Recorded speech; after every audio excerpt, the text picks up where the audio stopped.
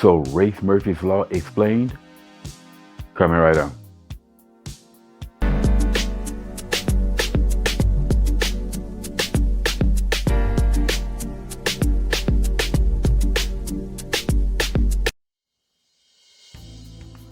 What's up, y'all? Welcome back to Common Sense Logic Reason. And as always, I want to say thank y'all for joining me today. So I want to talk about a concept that I came up with that I've called Race Murphy's Law. And I came up with this concept after observing, years of my life of observing black victimhood. Now, Race Murphy's Law is basically an offshoot of Murphy's Law. If you're familiar with Murphy's Law, it just simply says that anything that can go wrong will go wrong. It's basically something that you often see around engineers, people who design things. If you're designing an automobile, if something that part of that vehicle can go wrong, then most likely it will go wrong. And maybe we need to adjust for that, or account for that, or fix that issue.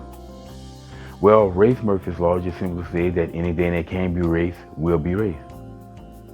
And black people will make race out of everything. It doesn't matter what it is. Anything that they can cry racism about, they will. It could be about something that grows out of the ground. A peanut. The peanut is a plot. The peanut has that outer white or brown shell. Then you have the white peanut inside of it, but there's a little brown film that's covering the peanut. That's supposedly a plot, right? It could be a logo on a box of breakfast cereal. A logo that's been there for decades. Now all of a sudden it's racism. If they suspect that a white person at McDonald's got 3 more fries than them, they'll be crying racism about that. It just doesn't matter what it is. They're just going to cry racism at the drop of a hat because they've been brainwashed and programmed to do so. Now, basically it's a byproduct of two different things that I've often talked about. The first thing is the big lie narrative. To paraphrase, just simply says, if you tell the people a lie big enough, long enough, and loud enough, eventually people will accept the lie as true. Well, black people have been told a lie big enough and long enough and loud enough that America's a racist country. Now, I've also said that the typical average FBA or black person born in America, because I don't identify with that foolishness, from the time you're born to the time you turn 18 and become an adult, you have been indoctrinated into America being a racist country. So you've been told a lie big enough, long enough, and loud enough that you believe it's true, with no evidence to back it up. And this is why you have so many blacks crying about racism, but never having any real evidence of racism. And then they have to try to back engineer things and make things racism. Now, the second thing is another old saying that basically says, what we believe, we perceive, and what we perceive, we experience.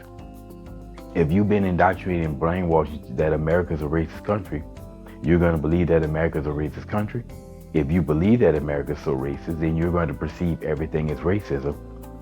And if you perceive everything as racism,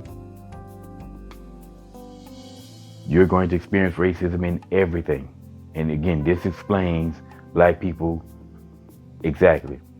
Now, a perfect example of this would be a image that Dennis Berlin posted up on YouTube. And in this image is basically a white man who murdered his black wife. And basically he beat her so much that her face was unrecognizable. And he put this up there as evidence of racism in America.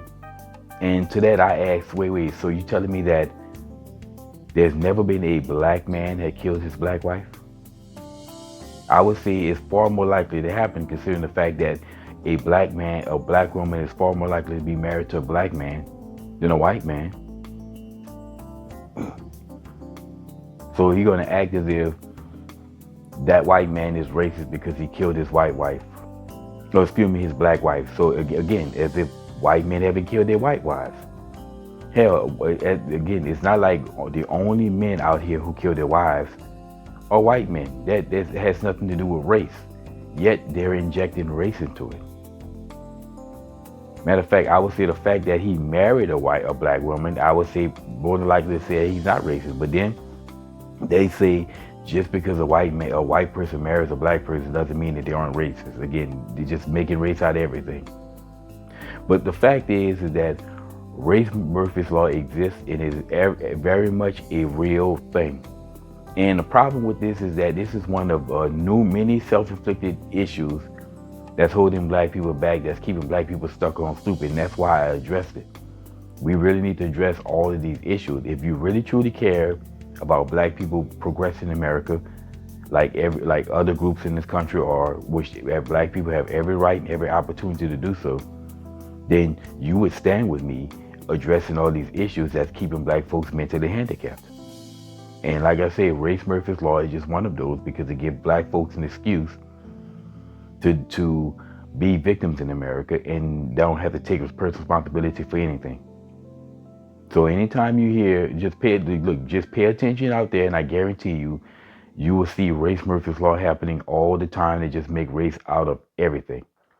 I say deny it and don't accept it. Anyway, y'all, as always, until next time.